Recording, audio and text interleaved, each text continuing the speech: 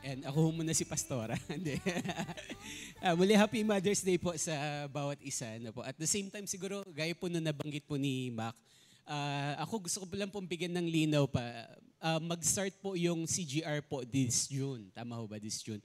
Ay, na-encourage po namin kayo. Sino ho dito yung nakagraduate na ho ng CGR? Pwede ho bang pakitaas ho yung kamay? Yung naka-attend na. Ayan. Praise God. Marami-rami na. At marami pa pong hindi. No po. Ang tawag ko nito.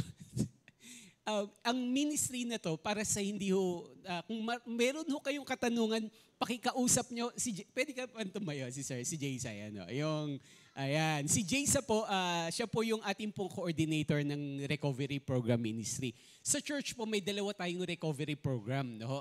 Una yung Living Waters na natapos na last time. At pangalawa ho yung CGR, yung Chosen Glorious Recovery. No po? Alam niyo ho, sabi ko nga po madalas, isa ho ito sa nakikita kong napakaganda at napakahalaga hong ministry na pinagkaloob ng church sa amin. Kasi hindi lang sa marami kang matututunan. Alam niyo ho, magkakaroon po ito ng malaking bahagi ho sa buhay natin at kung papaano ho tayo makitungo sa pamilya natin una, higit sa lahat. Ang laking tulong po nito, palagi kong papaalalahanan, pagka umattend, hindi ako nagbebenta. Hindi ako salesman. Pero gusto ko sabihin po personal sa inyo, galing po ito sa puso ko, totoo po ito. Kapag ka-umattend ka ng CGR, hindi mo pagsisisihan po ito. Tinitiyak ko po sa inyo. No? Kapag ka nagsisi ka, balikan mo ako. Balikan niyo po ako. Kausapin niyo ako kapag ka ikaw po ay nagsisi ng hinayang at sinabi mong parang naubos ang oras ko sa CGR. Yes, time consuming siya pero worth it po. Sabihin nga natin, worth it. Ayan, no? Kaya sabihin mo sa katabi mo, kaya umattend ka na. Ayan, no? Magpalista na ho kayo mamaya. Bago ho kayo umuwi, magpalista kayo. Kasi tiniti ako magkakaroon ng malaking epekto ho ito sa iyo, sa pamilya mo, higit sa lahat. At magiging pagpapala po ito sa iyo. Hindi mo po ito pagsisisihan. No, hanapin mo yung ministry na to kapag ka naka-attend ka. Tiyak po yun. No? So, kaya po, ayan, nasa na ba uli yung sa ako?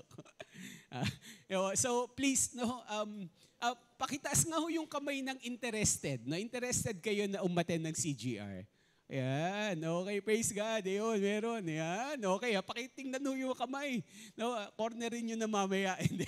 Cornerin talaga. Para naman pong tututukan. No? Pero kung may question ho kayo, please, mas masasagot pa ho ng ating pong mga coordinators or even di lang si Jaysa. Meron pa tayong ibang mga leaders rin ho dito naka-attend na kung marami na hong kausap si Jaysa mamaya. Pwede nyo hong, kahit kung mausap kayo ng elder or ministry head, kasi po dito sa church, require ho natin lahat ng elders at saka ministry head ng church. At lahat sila ay dumaan ho dyan. Lahat kami dumaan po dyan. Para ho sa, dahil masyadong mahaba pa, ano ho ba itong CGR? Ito nga ho itong isang recovery program ministry. No? Ito ho ay nanggaling po sa materials po sa abroad na tumutulong sila sa mga tao na may mga pinagdaanan sa buhay kung paano ho maitama yung ibang mga aspeto ho ng buhay nila. No, at ito ho ay adaptation po ng coming from ministry. Huwag niyo ma-misinterpret. Totoo, ito lang ho kasi yung totoo talaga. Galing po ito sa Alcoholics Anonymous sa Amerika na ministry. No? Tapos inadapt ho ng Saddleback Church na naging Celebrate Recovery. Isa hong simbahan sa Amerika, yung church po nila Rick Warren, yung author ng Purpose-Driven Life at Purpose-Driven Church na libro. So inadapt nila, ginawa ho nilang Celebrate Recovery. At isa po sa malaking church ho dito sa Pilipinas, no, ay inadapt rin nila at inawag ho nilang Glorious Hope. Glorious Hope Ministry, yung CCF Church. At tayo rin ho, inadapt rin ho natin to kasi umattend ho kami dito at talagang naging pagpapala ho sa amin. No, from Glorious Hope, kaya po inadapt natin naging CGR po. No? So, ayan ho yung ministry na to. Sobrang makakatulong po ito. Okay na ho? Ready na ho ba? Ayan. Okay, pwede bang palakpakan po natin ng Lord sa umaga pong ito? Amen, amen. Okay, mas malakas na palakpak para po sa Panginoon. Yan. Praise God. Tinatawagan ko na po ang aking pong napakagandang asawa. Ayan.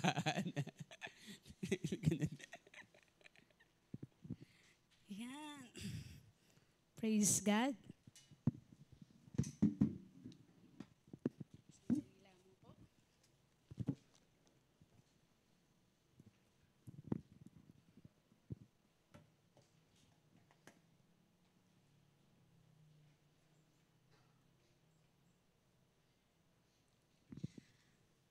Yan. Magandang umaga po sa bawat isa sa ating lahat. Isang mapagpalang umaga sa bawat ina, magagandang ina ng tahanan na narito ngayon. At sabi nga po ay today is Mother's Day. Yan, pinagdiriwang po sa buong mundo ang araw po ng mga nanay. Kaya sa ating pong lahat na naririto, mga katabi niyo pong nanay, sige nga po, pwede niyo po bang tapikin kung yan po ay isang ina, isang nanay, mommy, o mukhang nanay, pwede na rin. Joke lang po. Okay, Happy Mother's Day po. Yan, sa ating lahat. Of course, gusto ko rin pong i-extend yung greetings ko sa aking pong mga kapatid. Yan. Sa sister ko, yan, yung aking eldest sister, Ate Josie at kay Cora, yan, may pa-shoutout no? At sa mga sister-in-law ko, yan, Happy Mother's Day po sa inyong lahat. Of course, lahat po ng ating CGCC mothers sa Bulacan, from Marilao, Pandi, Balagtas, sa Tondo, sa Taguig, sa Salao, Rosario, Batangas, at sa lahat ng dako ng Pilipinas kung saan merong Chosen Generation Christian Church. Yan. So, Happy Mother's Day po sa lahat po sa ating lahat. At sa mga nanonood sa atin online, Happy Mother's Day po. So, sa umagang ito, tayo pong muna ay manalangin sa Panginoon. Hallelujah, Lord. We glorify you, Jesus. We honor you, Lord. Panginoon, sinasamba ka namin, niluluwalhati namin ang iyong pangalan, Panginoon. Salamat po, O Diyos, sa umagang ito sa napakaganda, Panginoong, awitan ng pagsamba para sa iyo. Salamat po sa iyong presensya, Panginoon, na nadama namin, O Diyos, sa aming panambahan pa lamang. Tunay, O Diyos, sabi mo sa iyong salita, 2 or 3 gather in your name, you are in the midst of them. At ngayon, O Diyos, patuloy po namin kinikilala na kayo po ay nasa aming kalagitnaan. At sa oras na ito, hayaan nyo nga po, Panginoon, na ang iyong banal na spirito ang siyang magministeryo sa bawat isa sa amin, Panginoon, na nasa loob ng bulwagang ito. Hayaan mo, Panginoon, na malaya pong kumilos at patuloy na magpalakas ng mga nanghihina, magpagaling ng may mga sakit, magkaroon ng pagpapalaya, at even, Lord, I pray na magkaroon, Panginoon, ng tangi pong lakas na nagmumula sa iyo. Ang bawat isang naririto, mula sa bata hanggang sa pinakamatanda, Panginoon, wala po kayong lalampasan. At maingat po, Panginoon, na ibinabalik namin sa iyo ang papuri at pagsamba, Panginoon, sa lahat po ng aming gagawin sa oras na ito at sa araw na ito, Panginoon. Sa iyo po ang papuri sa pangalan po ni Jesus. Amen. So, ayan, sige po, palakpakan po natin ang Panginoon. Ngayong araw pong ito ay ipinagdiriwang nga po natin ang Mother's Day. So, para po kayo ay bigyan po ng background, saan nga po ba nag-ugat o nagsimula yung selebrasyon ng Mother's Day? Of course, unang-una po na yan po ay nanggaling mismo sa ating Panginoon. Nung ang ating pong Panginoon ay nagbigay ng 10 Commandments, nandun na rin po. Di ba po, sabi nga po in Exodus 20:12, honor your father and mother, so that you may live long in the land the Lord your God is giving you. So simula pa lang, ang Diyos na po ang nag-initiate na igalang natin ang ating mga ama at ina. And of course, along the way, sabi nga po, sa ating pong kasalukuyang panahon, isa pong social activist sa Amerika na nagngangalang Anna Jarvis. Siya po yung kauna-unahang babae na nag-organisa ng first official Mother's Day celebration. At ito po ay nangyari sa isang church, sa isang Christian church, yan, sa Grafton, West Virginia, bilang pagkilala po at parangal sa kanyang namayapang ina. At hindi lamang po yun, ito ay taon-taon po nilang ginagawa para po magpakita ng pagmamahal at pasasalamat sa bawat ina at mga nanay ng tahanan. So taon-taon, ipinagdiriwang po nila ito hanggang si President Woodrow, may pagpiyok no? Si President Woodrow Wilson, okay, noong May 9, 1914, ay lumagda ng kautusan o ipinagtibay ang isang batas na tuwing ikalawang linggo ng May ay ipagdiriwang sa Amerika ang Mother's Day. And of course, syempre hindi papahuli ang Pilipinas. No po? Even si President Quezon ay lumagda rin po. Kaya lang, yung paglagda niya, ito po ay sineselebrate tuwing December. But along the way, ayan, nabago po at ibinalik na isabay sa pagdiriwang ng buong mundo. At kaya ngayon, tayo po ay nagdiriwang ng Mother's Day at sabay-sabay po sa buong mundo. So yan po yung konting background. San po ba nanggaling ang pagdiriwang na ito? Okay? So initiated po yan ng isang babae, si Anna Jarvis, yun nga po, at sa isang iglesia. Yun po ang nakakatuwa, no? Na hindi nanggaling kung saan, pero nagkaroon ng initiative yung babaeng ito na sa loob ng iglesia ay pinagdiriwang nila taon-taon. So ngayon po, sabi po minsan ni Abraham Lincoln, sabi niya, no one is poor who has a godly mother. Sabi, wala daw pong mahirap na tao na mayroong makadiyos na ina. Alam niyo po, ako po naniniwala po sa katagang ito ni Abraham Lincoln sapagkat hindi po natin matatawaran ang impluwensya ng isang makadiyos na nanay sa kanyang anak. Amen po ba? At naniniwala po ako na kapag tayo pong mga ina, alam ko po, marami po tayong sakripisyo. Yung pagbubuntis pa lang po natin, pagdadala pa lang sa loob ng ating sinapupunan ng 9 na buwan, no po, ay isang sakripisyo na. Hindi ko po alam kung ito po ay ramdam ng mga lalaki or ng mga asawang lalaki, sapagkat nararamdaman lang nila kapag lumabas na ang baby, no? Nakakahati na sila sa sakripisyo, sa pag-aalaga. Hindi ko po malimutan nung akin pong ipinanganak yung pangalawa kong anak, si Carl. Si pastor po, dahil po ako po ay nanganak sa lying in. At yun po ay kapatiran po natin. Siya po ay may lying in clinic sa Tondo. At inoffer niya na doon na lang po ako manganak. And glory to God kasi habang ako'y nanganganak, nandun din po si pastor sa loob. At mas muntik na po siyang maunang himatayin kaysa sa akin. Kaya hindi na po nasundan si Carl.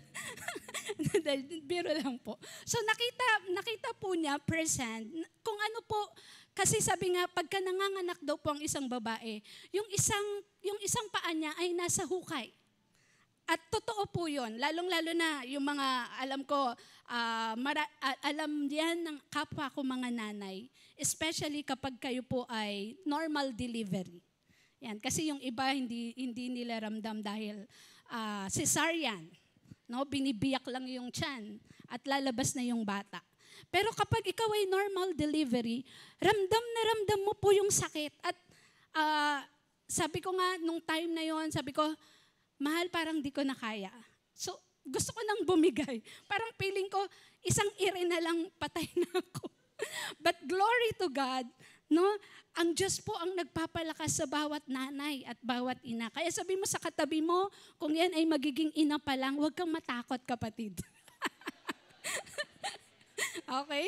Meron po tayong Diyos. Okay? Sabi nga, alam niyo po ang nasa isip ko noon, sabi ko, kung may kapitbahay po kasi sa amin, may kapitbahay po ako, mas maliit po siya sa akin at mas payat. So, yun po yung thinking ko. Sabi ko, kung siya nga naka5 anak, ako pa kaya? Kaya ko rin. No po? So, mga kapwa ko, mga youth, yan, huwag kayong matatakot. Sa tamang panahon, of course, hindi pa ngayon, baka, baka ngayon na no? Hindi po, sa tamang panahon. Yan. So, sabi po, ang mga nanay daw po ay may magandang lugar sa lipunan. May mga mataas na prioridad. Sa statistics nga po, ito po sa buong mundo rin po. Alam niyo po ba na kasi ngayon hindi na uso yung card. Pero yung panahon po dati na nagbibigay pa ng mga card, okay, halimbawa birthday card, Christmas card. Ang una raw po, number 1, na best-selling card ay Christmas card.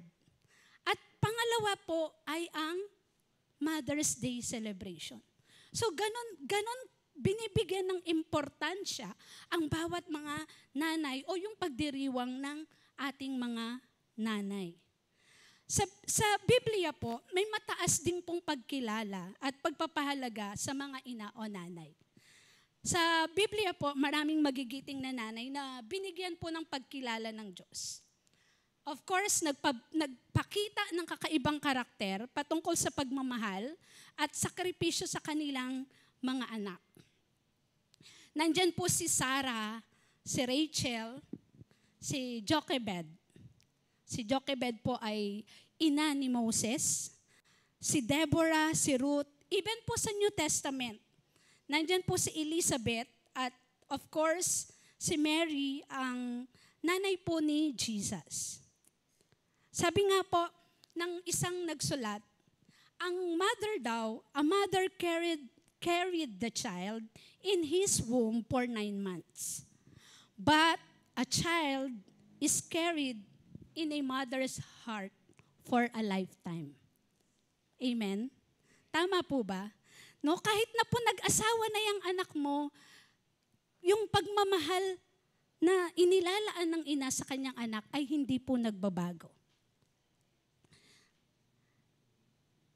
So dito po, sa kwento po ng mga magigiting na ina, katulad nga po ng isa sa sinabi ko, si Jochebed, isa pong sakripisyo na ginawa niya, dahil po, nung panahon po nila sa Israel or sa kung saan sa Egypt, pinapapatay ng Pharaoh ang mga batang lalaki o yung mga sinisilang na batang lalaki.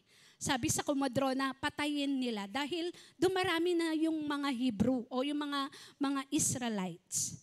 At si Jochebed po, o yung nanay ni Moses, siya po, grabe po yung kanyang pagmamahal sa kanyang anak. Di ba po, niluwal niya yung anak niya at ayaw niya po itong mapatay. Kaya ang ginawa niya, for 3 months, tinatago niya ang kanyang anak.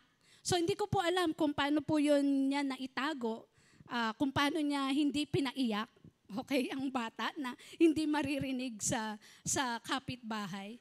Pero sobra po, at nung 3 months na, malaki na yung bata, hindi niya na po ma-contain or hindi niya na maitago. Kaya ang ginawa niya, ito po ay inilagay niya sa isang basket at ipinaanod sa ilog. At doon po ang kanyang isipan, gusto niya itong ipaampon sa kanyang, sa prinsesa ng Egypt. Okay? Kaya nakuha po si Moses doon. At to cut the long story short, kahit na po mahirap or masakit sa kanya na mahiwalay ang kanyang anak, ay kanya pong ipinaubaya or ipinahintulutan na yun nga po, maipaampon sa iba. Another thing, meron din pong istorya sa Bible, in the book of, yung kay Solomon, may dalawa pong nanay, okay, nanganak po. Halos magkasabay silang nanganak. At yung isang nanay, siguro dahil sa pagod ng buong araw na pagtatrabaho, kinagabihan, nadaganan niya yung kanyang anak at ito ay namatay. So ang ginawa ng nanay, ipinalit niya doon sa kanyang katabing nanay, yung anak niyang patay. At ang kinuha niya, yung anak ng babae na buhay. At yun ang kanyang itinabi sa kanya. Kinabukasan, yung nanay na ito, syempre, sino po bang nanay ang hindi makikilala ang anak niya? Di ba po? So, sabi nung nanay na nawalan ng anak, hindi ito ang aking anak. Kung kaya't ang ginawa nila sa kanilang pagtatalo, ipinaabot nila ito sa hari, kay Haring Solomon. At sabi ni Haring Solomon, kawal, bigyan mo ako ng isang espada. Hahatiin ko ang bata. At sabi ni Haring Solomon, payag ba kayo na hatiin ko ang bata para tagkalahati kayo? At sumagot po yung tunay na ina, sabi ng tunay na ina, wag po, Haring Solomon. Sige po, ipaubaya ko na po sa kanya yung aking anak. Wag lamang po mamatay ang bata. At sa kahulihan, ibinigay po ni Haring Solomon ang bata doon sa nanay, sa totoong nanay na ayaw pong ipahati ang bata. Alam niyo po, maraming sakripisyo ang mga nanay patungkol sa kanilang anak, hindi lang sa kanilang mga anak, even sa kanilang pamilya. At ngayong umaga po, pinamagatan ko po ang ating pag-uusapan, an epitome of godly women or a godly mother. Yan. An epitome of a godly woman at ehemplo ng isang makadiyos na babae o ng ina. At sino po ito? Siya po ay kilala o tinatawag din a mother through prayer. Sino po siya? Siya po ay si Hana. Hindi po yung anak ko. Yeah, si Hana o si Ana sa Tagalog. Makikita po natin ang ating pag-uusapan ngayong umaga sa aklat po ng 1 Samuel chapter 1 verses 1 to 28. At atin po itong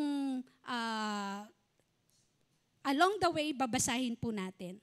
Pero para po bigyan kayo ng background po ng aklat ni Samuel, ito po ay naganap o nangyari sa pagitan po ng istorya ng judges at ng mga kings.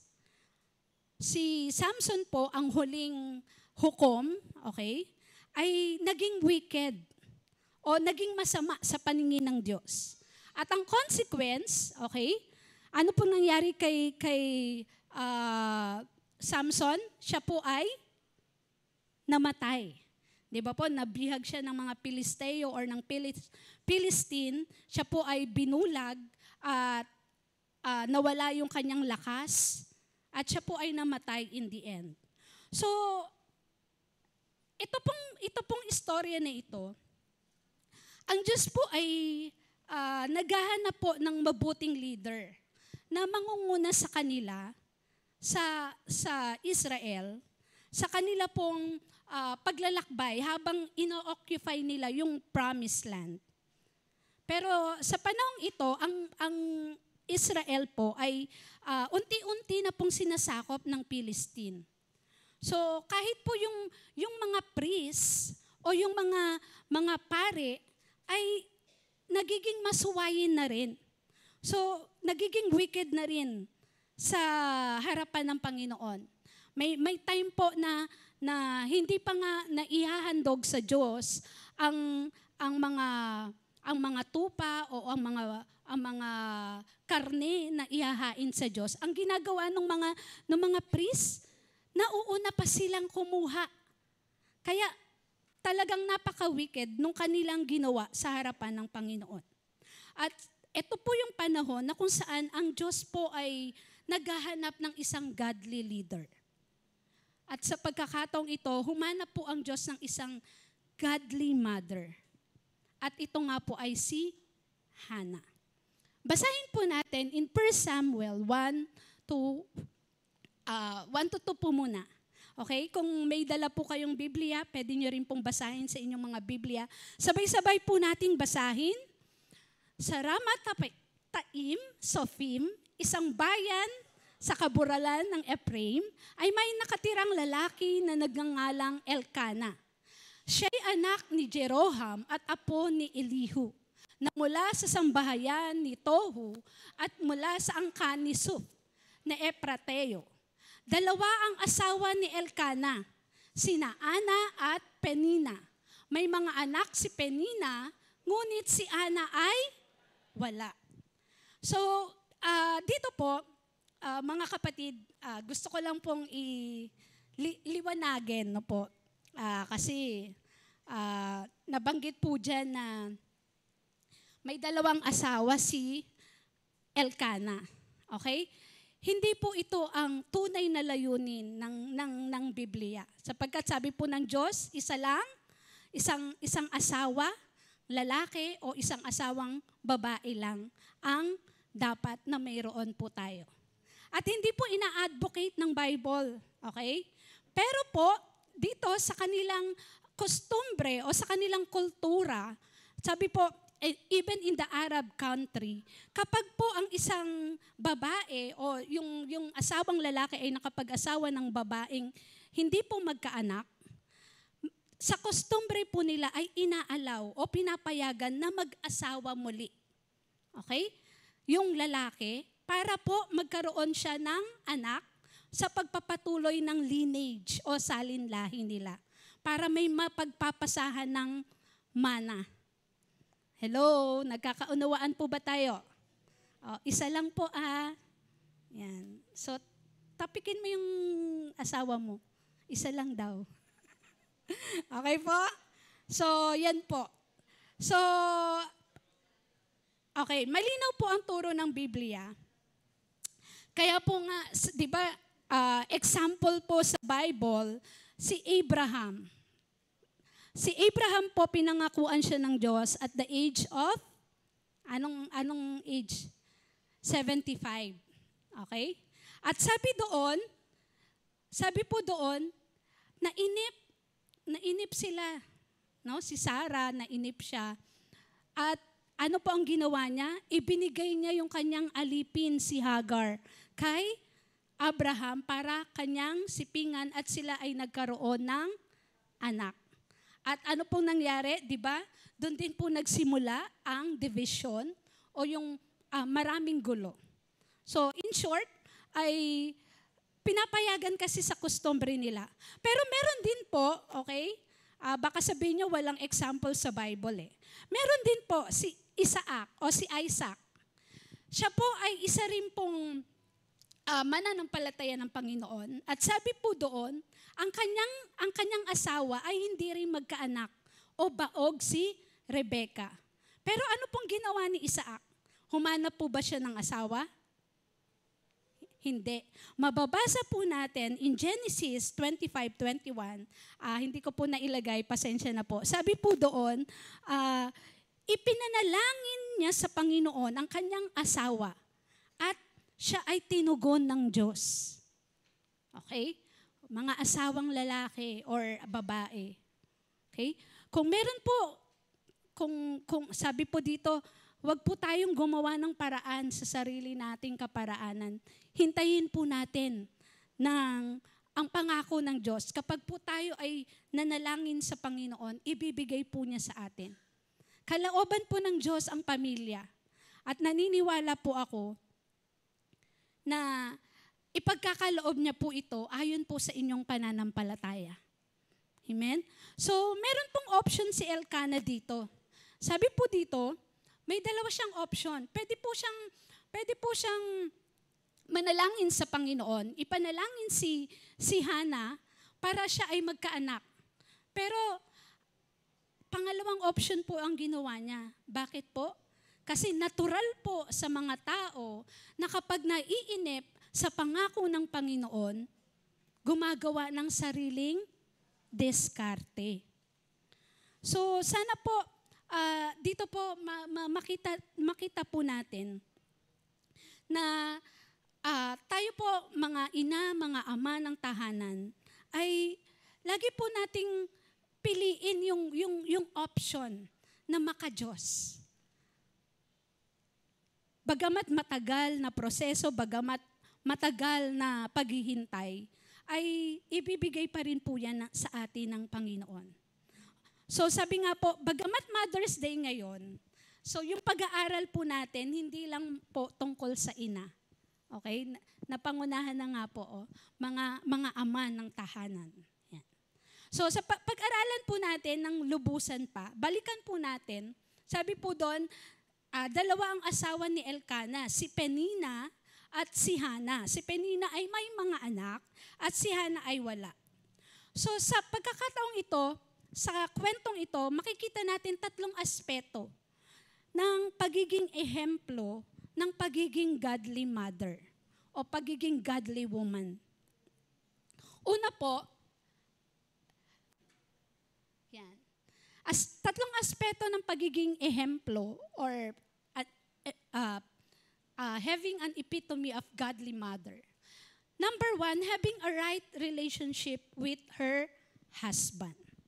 So sabi po diyan, ang tamang pakikitungo ni Hana sa kanyang asawa, nagresulta po ito ng kanila, una, yung kanilang mutual understanding na ipaprioritize nila ang faith nila kay Lord.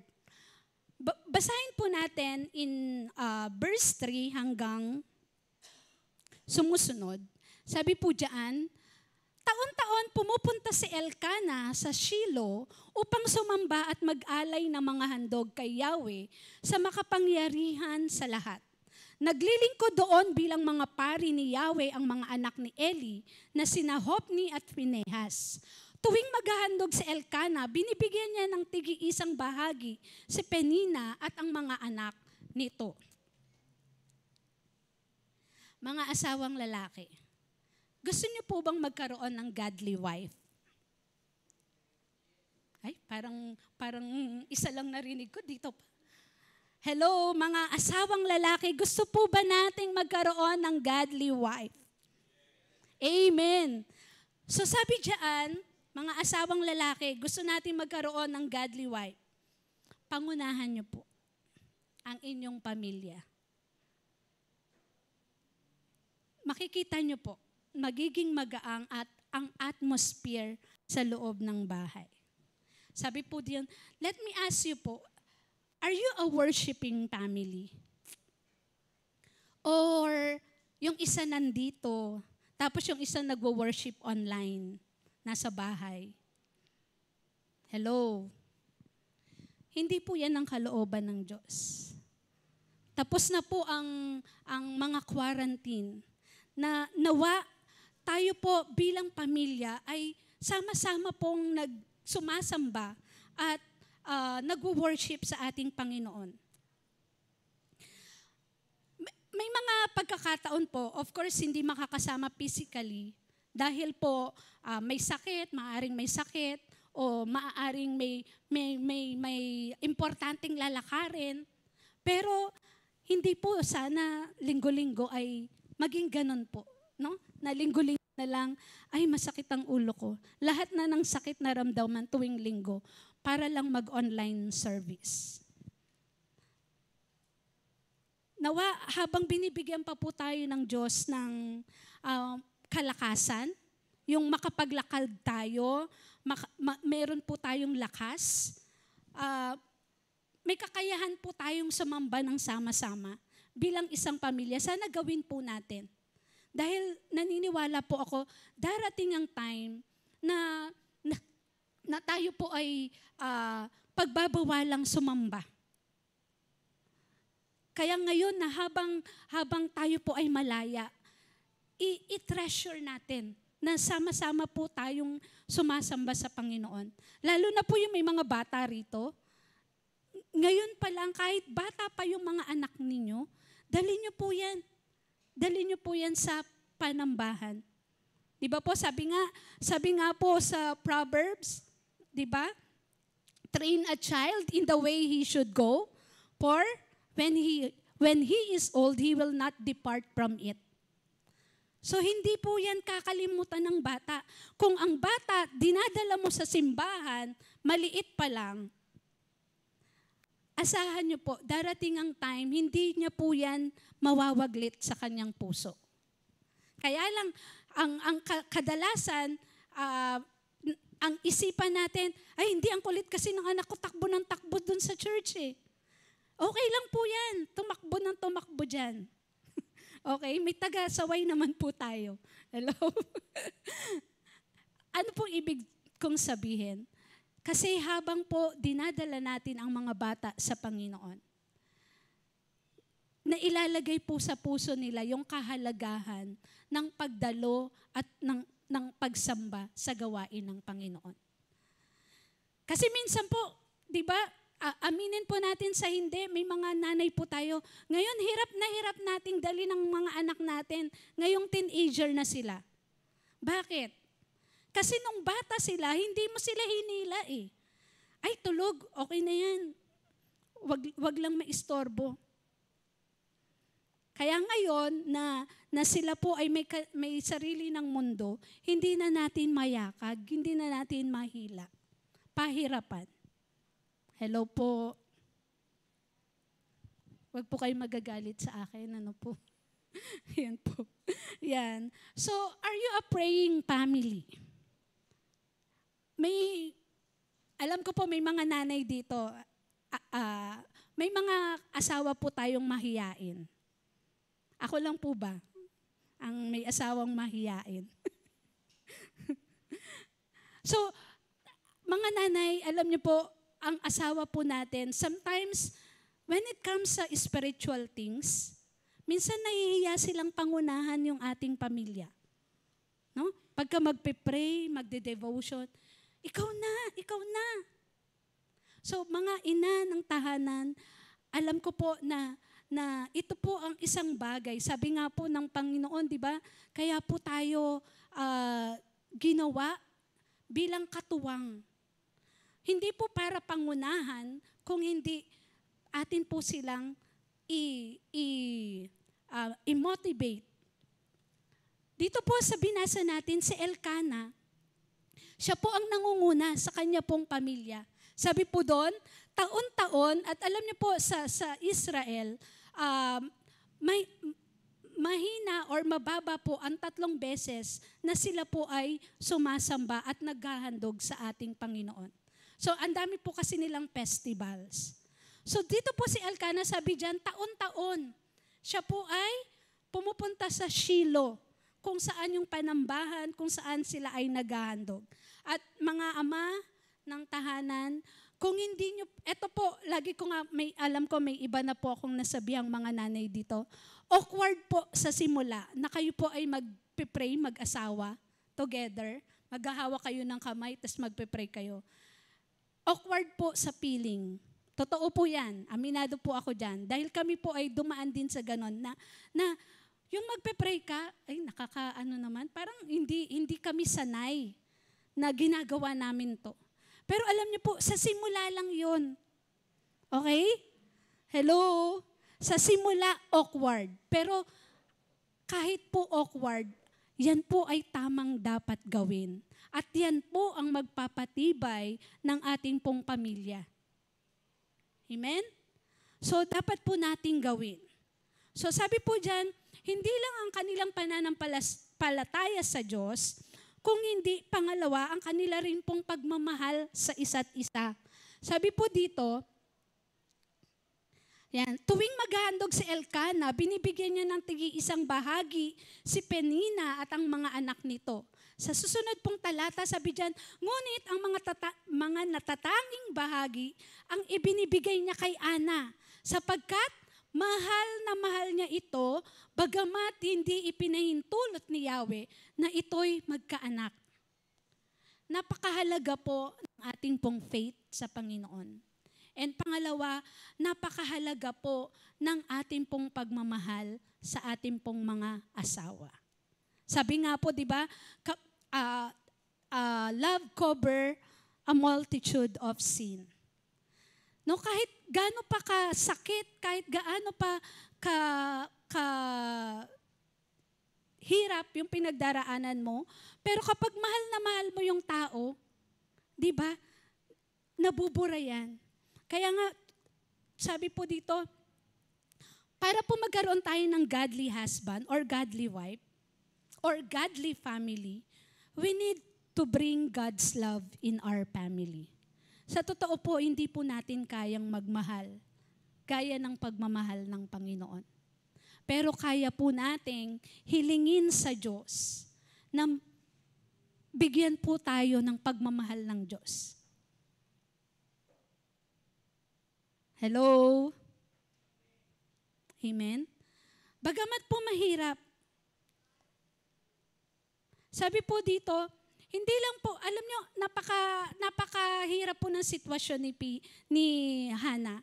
Sapagkat sa susunod na talata, sabi dito, si Ana ay palaging kinukutya ni Penina dahil hindi niloob ni Yahweh na magkaroon siya ng anak.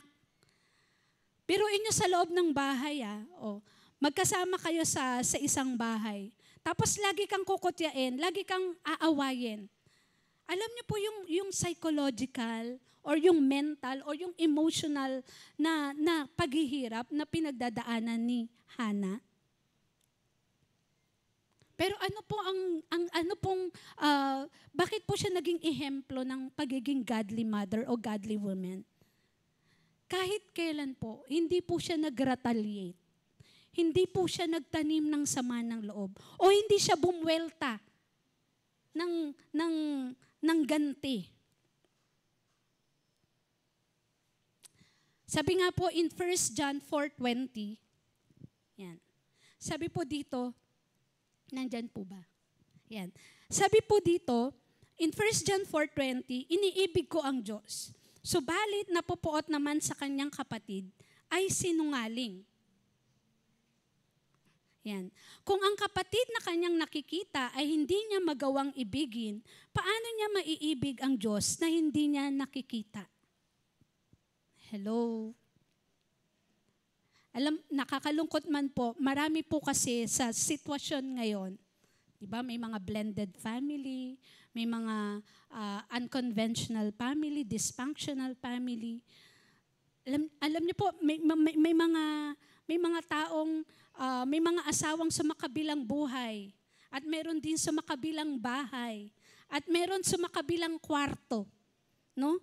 Ano po ibig sabihin? Magkasama sa isang bahay pero hindi po sila nagsasama sa isang kwarto bilang mag-asawa. At alam niyo po, sabi ng Panginoon, kung napupuot po tayo sa ating kapwa, sa ating kapatid, tayo po ay nagsisinungaling kung sinasabi nating mahal natin ang Diyos. Kasi sabi doon, kung mahal natin ang Diyos na hindi natin nakikita at napupuot tayo sa kapwa natin na nakikita natin, tayo po ay nagsisinungaling. So kailangan po natin tingnan ang sitwasyon sa paningin po ng pag-ibig.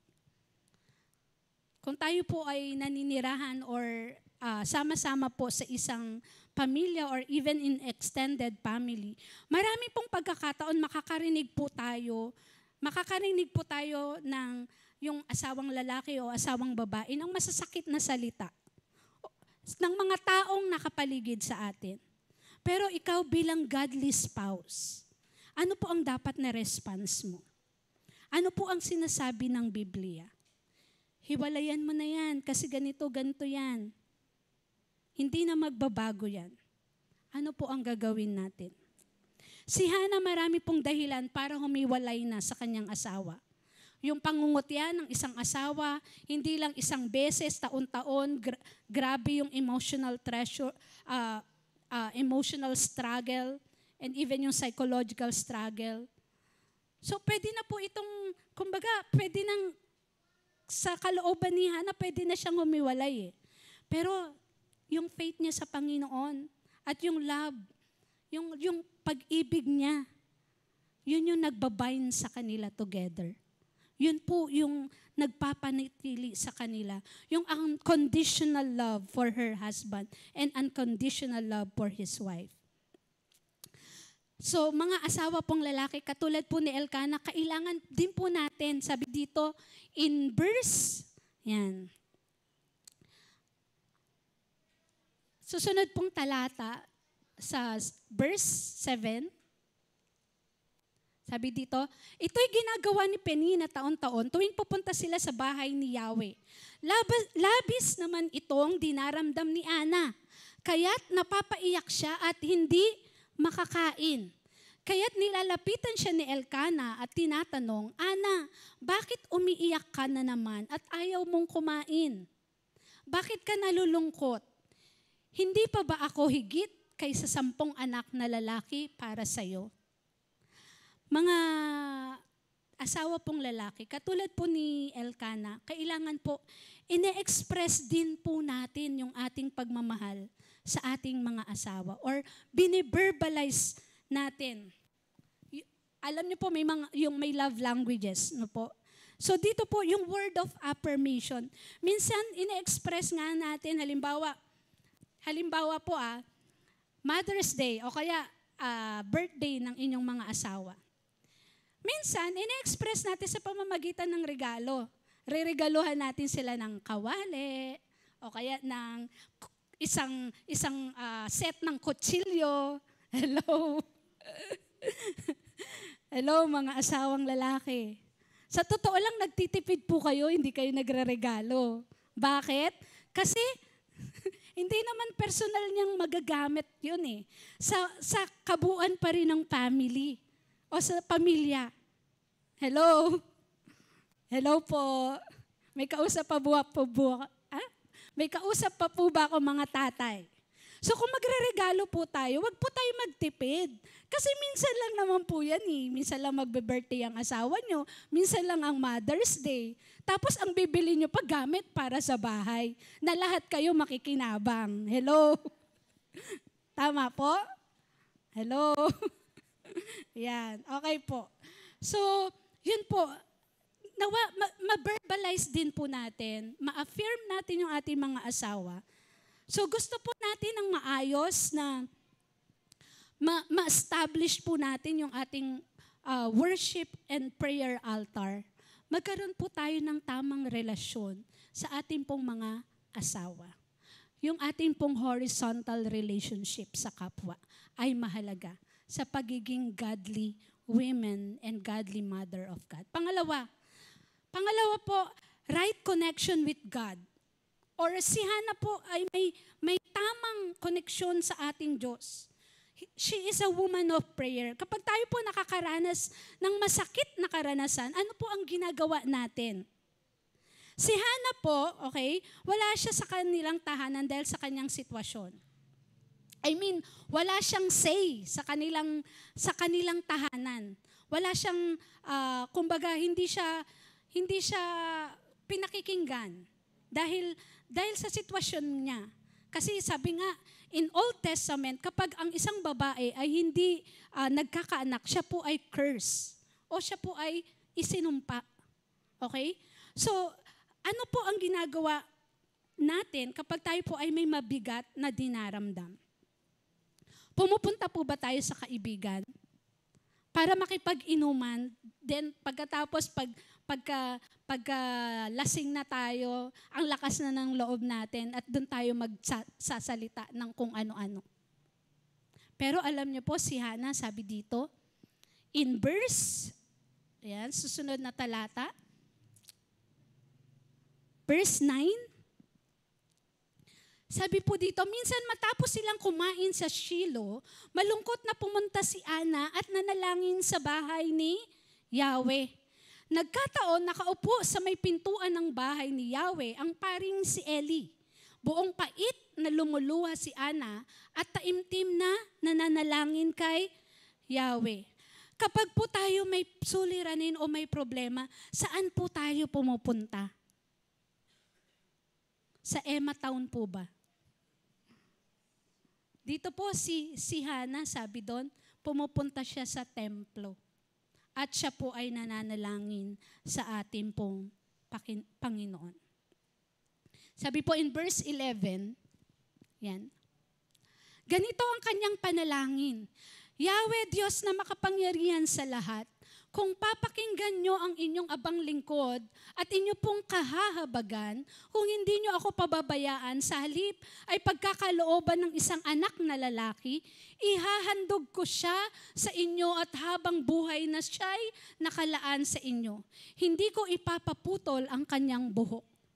So dito po, si Hana po, kapag meron po siyang suliranin o kapag nakakaramdam po siya ng pait, ng hinagpis, dahil sa kanyang sitwasyon, sa Diyos po siya tumatakbo at nananalangin. Minsan, nakakalungkot pong isipin, no? Parang, halimbawa, nagpe-pray ka, inihiling mo to sa Panginoon, pero ang nangyayari, nakikita mo sa iba yung mga katugunan. No, katulad kay Pinehas. Si Hana, humihiling siya ng prayer, nabigyan siya ng anak, pero si Pinehas, siya yung binibigyan ng maraming anak. Ano po yung magiging damdamin natin? Siguro iba sa atin, pwede tayong magtampo sa Panginoon, no? Sabi natin, Lord, pinagpipray ko naman to sa iyo eh. Lord, sa iyo ko naman to inaasa eh. Pero bakit doon pa sa karibal ko nangyayari ang lahat ng ito? Pero never po si Hana na nag-complain sa ating Panginoon. Prinesent niya po yung kanyang sitwasyon sa Diyos. At sabi po doon, Hana is not just a woman of prayer, but she is also a passionate woman to give her best presentation, offering to God. Ilan po kaya sa atin, kapag tayo ay nasa sitwasyong mahirap, nangangako tayo sa Panginoon, Lord, tugunin mo lang to. Maglilingkod ako sa iyo. Lord, ganito lang. Gawin mo lang maayos yung sitwasyon namin. Ito yung gagawin ko sa iyo. And all of a sudden, ipinagkaloob sa atin ng Panginoon. Nasaan na po tayo? Sabi po doon, humingi siya ng anak na lalaki. Para po ba i-continue yung lineage nila? Sabi po dito, ihahandog ko siya sa inyo at habang buhay siyang nakalaan sa inyo. Humihingi po si Hana para rin ibigay niya or i-present niya sa ating Panginoon. Sabi po in verse 12, habang nananalangin si Hana, ang bibig niya ay pinagmamasdan ni Eli. Gumagalaw ang kanyang mga labi, ngunit hindi naririnig ang kanyang tinig sapagkat siya'y nananalangin lamang sa sarili. Dahil dito, inakala ni Eli na siya'y lasing. Kaya lumapit ito at sinabi sa kanya, tama na yung paglalasing mo. Tigilan mo na ang pag-inom ng alak at magpakatino ka na. No? Minsan po hindi po na uunawaan ng ating pong mga kasambahay or kasama sa bahay, yung ating pong sitwasyon. Lalo na kapag wala po tayong kwarto, no, ng sarili nating kwarto. Tapos yung mga tao sa paligid na asawa mo, mga anak mo, tapos nakikita kang nagpe-pray, no, sabi nila, si mama ata lasing, nagsasalita nung kung ano-ano. Pero alam niyo po, dito po, out of anguish, o yung hinagpis ng kalooban po niya. Halos umiiyak na lang, no? Yung iyak, yung pagtangis ni Hana ay gano'n na lang. Hindi po masamang umiyak sa Panginoon. Lalong-lalo na po kapag tayo po ay nakakaramdam ng matinding sakit. Inaalipusta ka sa loob ng pamilya, iiyak mo sa Panginoon. Alam niyo po kung bakit? Bakit godly women si Hana? Kasi po alam niya na hindi kayang ibigay ng asawa niya ang kanyang hinihiling. Kung kaya, saan po siya dumiretso? Sa Diyos na makapagbibigay sa kanya ng kanyang hinihingi. Isa pong bagay na matututunan natin, kapag po tayo may kailangan, huwag po tayo kagad lalapit sa kanino man o sa kaninong tao. Lumapit muna po tayo sa ating Panginoon. At ang Diyos po ang magbibigay sa atin ng karunungan, ng kapayapaan, para po malampasan po natin ang ating sitwasyon. At dahil dito, sabi po dyan, verse 17, yan. Dahil dito sinabi ni Eli, ipanatag mo ang iyong sarili at umuwi ka na. Ang Diyos ng Israel ang tutugon sa iyong kahilingan. Sumagot si Ana, magkatotoo po sana ang inyong sinabi tungkol sa akin. Pagkasabi niyon, bumalik sa kanilang tinutuluyan at kumaing wala na ang bigat ng kanyang kalooban. Pwede niyo po ba akong samahan? Basahin po natin yung verse 18. Ready? 1, 2, 3, go! Sumagot si Ana, magkatotoo po sana ang inyong sinabi tungkol sa akin. Pagkasabi niyon, bumalik sa kanilang tinutuluyan at kumaing wala na ang bigat ng kanyang kalooban.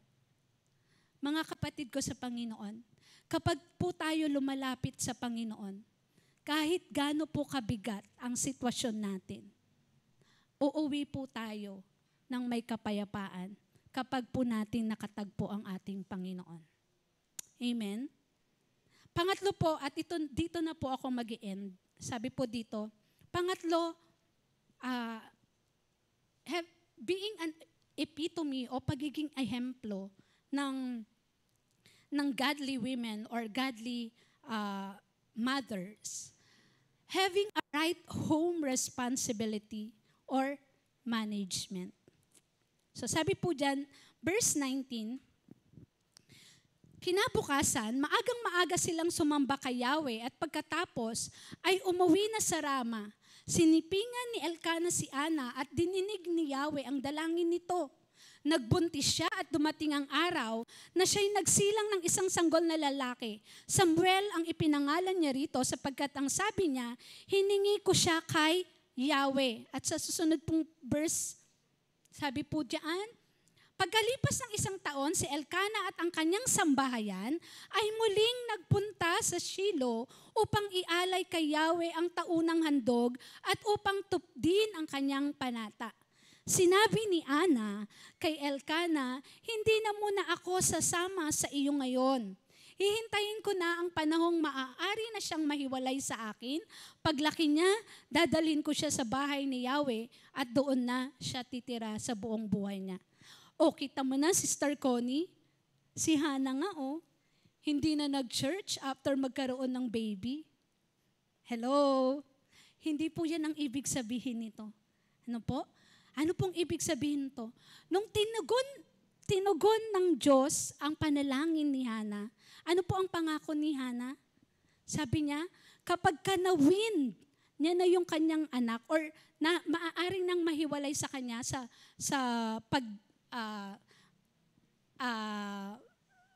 pag-breastfeed, yan. Tatagalogin ko po sana, pero yun po, pag-breastfeed sa bata ay kanya po itong ibibigay sa Panginoon. So, ibig po ba sabihin, nag-backslide po si Hannah? Hindi po. Sabi po dyan, alam niya yung responsibility niya sa kanyang tahanan. Marami po kasi nakakalungkot isipin, busy tayo. Ito, reklamo to ng mga nanay or mga magulang, mga kabataan. Busy sa church, ministry. Pero pagdating sa bahay, hindi naghuhugas ng pinggan, hindi naglilinis, hindi naglalaba. Pero sasabihin, ministry. Hello? Si Hannah po, alam niya yung responsibility niya. At sana po tayo, wag po tayong malilito. Sabi po, 3 po. Unahin natin ang Panginoon. Pangalawa, pamilya. Pangatlo, yung ministry. Dahil ang ating pong pamilya ay responsibilidad din po natin. Una po nating ministry yan sa Panginoon. Si Hannah po, sabi po dito, nung na-win niya na si Samuel, ito po ay dinala niya na sa bahay ng Panginoon at sabi doon, inihandog niya, inalay niya. iniwan niya na si Samuel na naglilingkod sa ating Panginoon. Mga nanay at mga tatay, yes, makakapag-present po tayo sa Diyos ng ating talent. Makakapag-present po tayo sa Diyos ng ating pong mga salapi or mga pera. Pero alam niyo po ba, yung best presentation o yung offer na maibibigay natin ay yung ating pong mga anak. Ihandog po natin sila sa Diyos. Akayin po natin sila sa paglilingkuran sa Panginoon. Kung paano po natin sila ini-encourage na mag-excel sa secular nilang pag-aaral, sana ganun din po tayo. Kasabay po nun, yung encouragement natin ng pagtuturo ng salita ng Panginoon, ng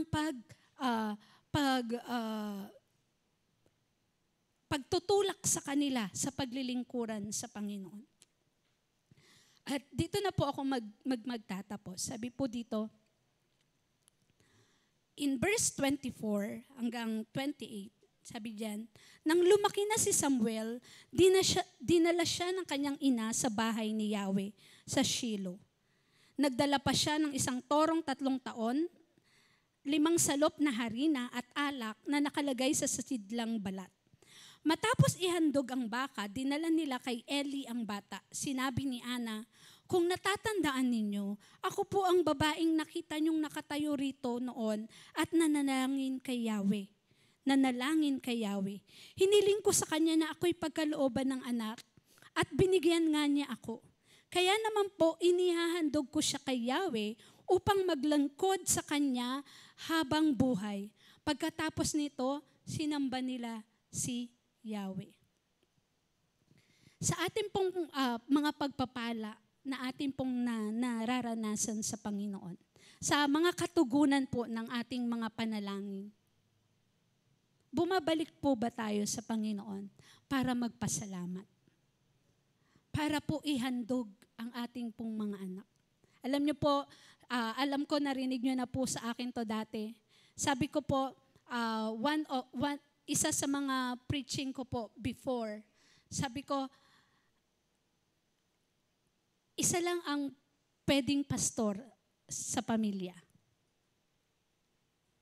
Alam niyo po, habang tumatagal, sobra pong dinidil ako ng Panginoon. And I really thank God kasi sabi ko nga po, Lord, bakit nga ba ayaw kong magpastor yung isa sa mga anak ko o kahit silang dalawa pa?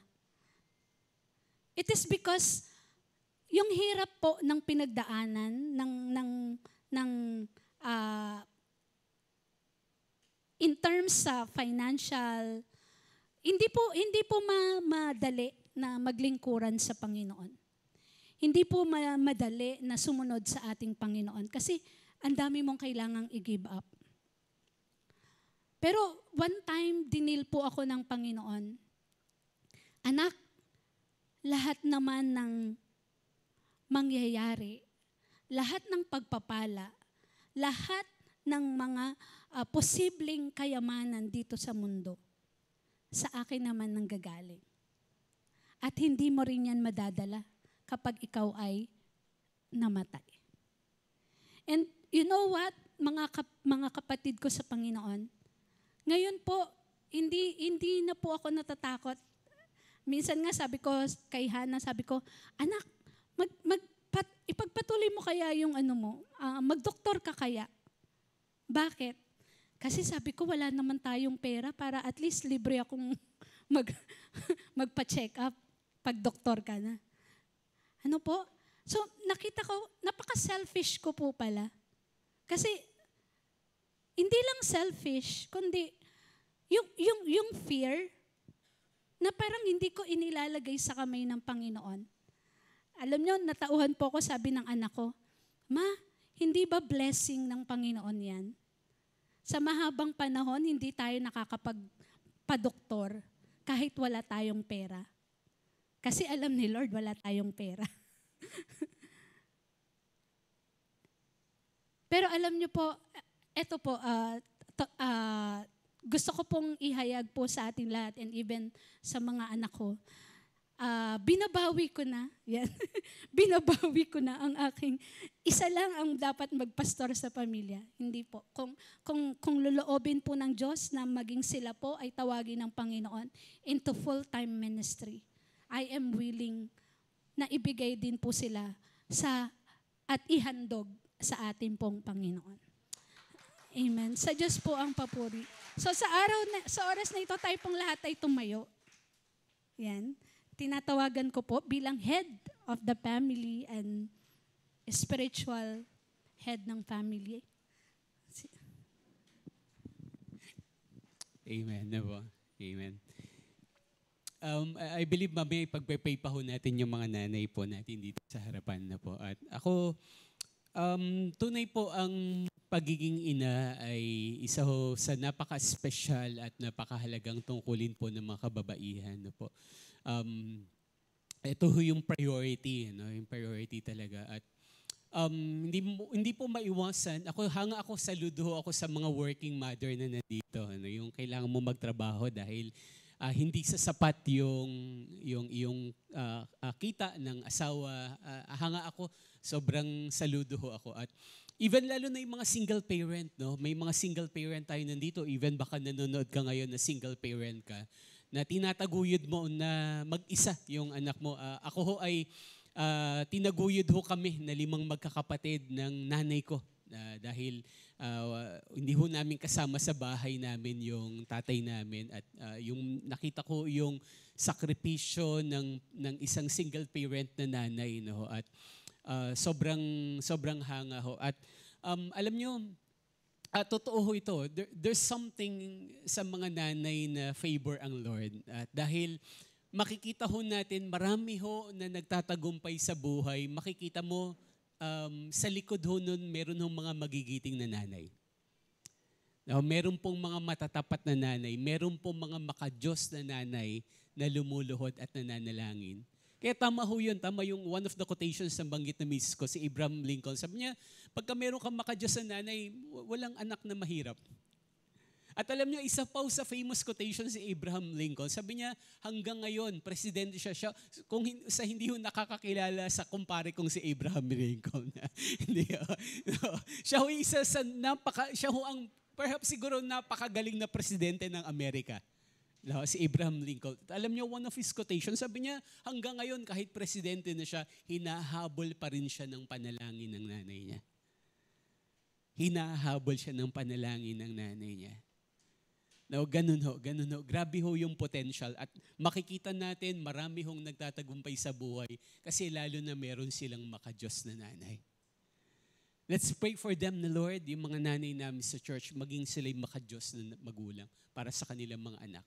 No, we can give you so many examples. Ito na nga sa Bible na lang, kahit hindi sa Bible, si Abraham Lincoln, si Susanna Wesley, nagkaroon siya ng mga anak na pastor.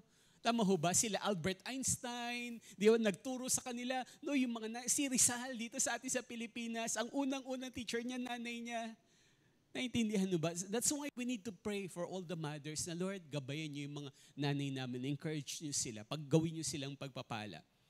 And that will be our prayer mamaya, kapag nandito mga. Pero gusto ko rin samantalahin tong time na to, mga kapatid. Alam ko, hindi lang para sa nanay ito, even lalo na para sa mga anak po ito na nandito. Amen ba? Sino dito yung hanggang ngayon buhay pa ang nanay mo? Pwede bang pakitaas po yung kamay? Sige po, wag ako hanggang ngayon buhay pa ang nanay mo. Ayan.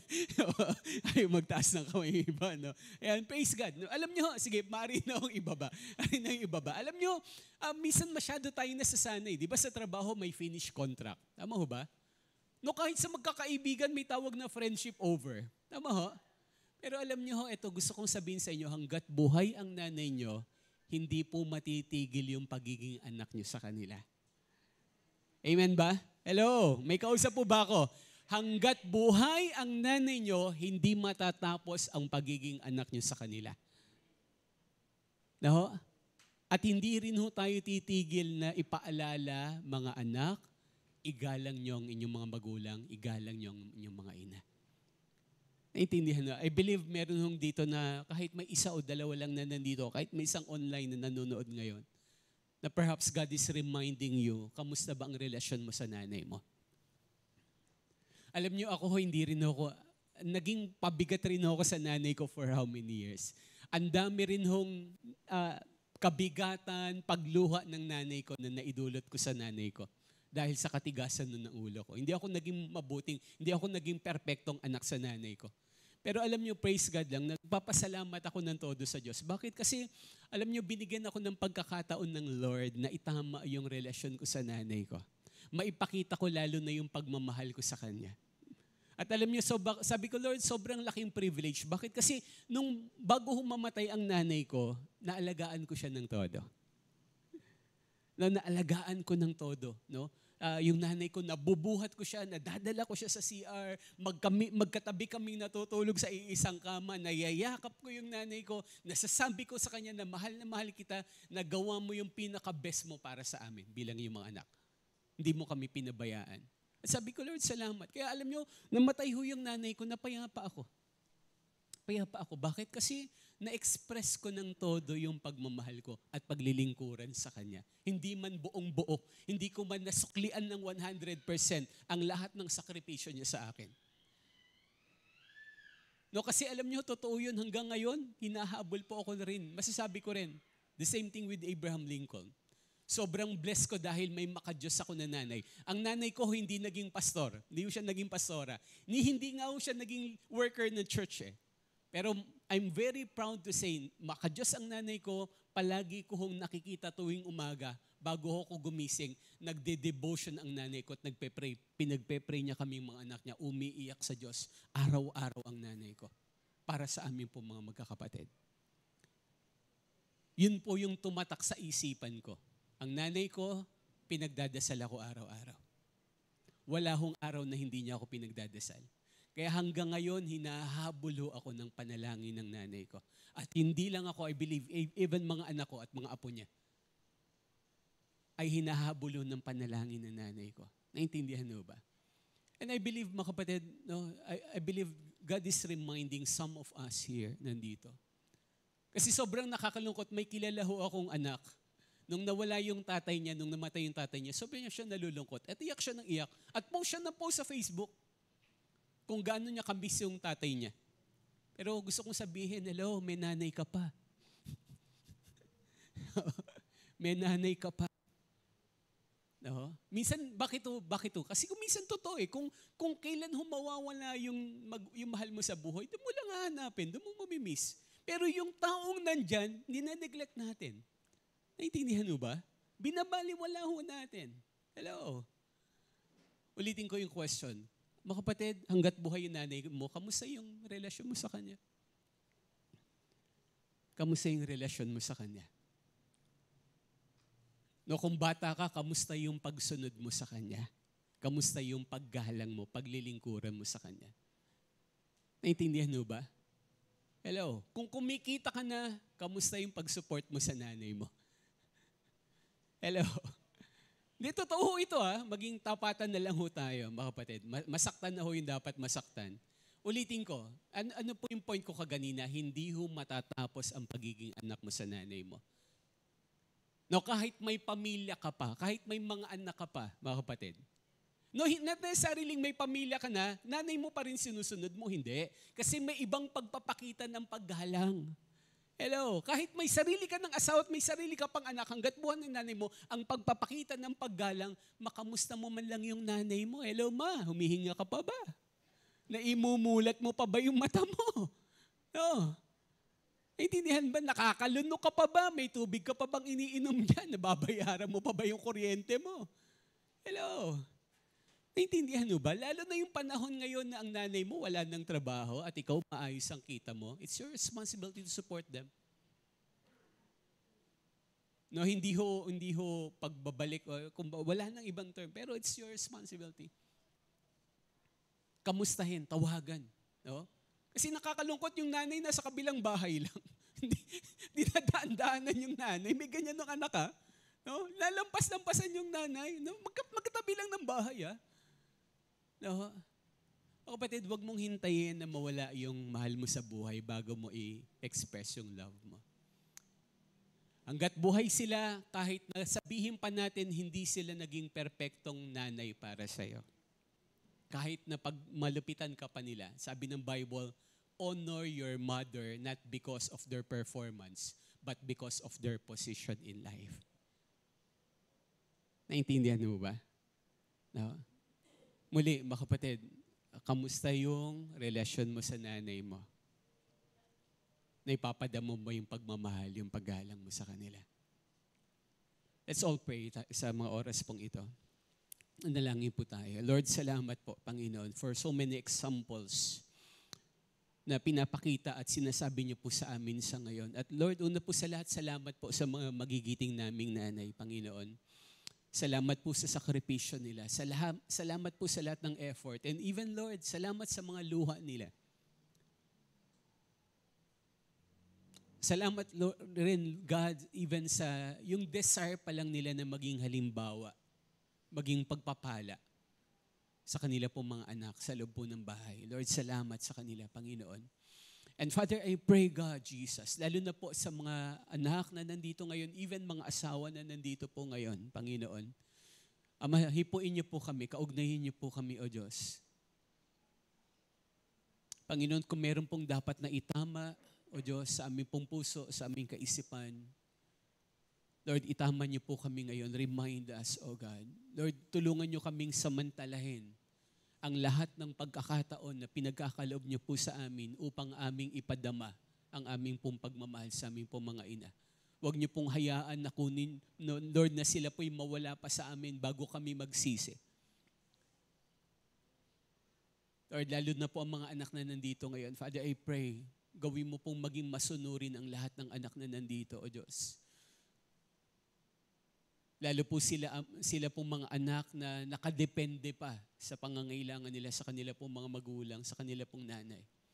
And even, Lord, I also pray, God, sa lahat po ng mga anak na nandito, tatanggalin niyo po yung pagyayabang, tatanggalin niyo po yung pagmamalaki.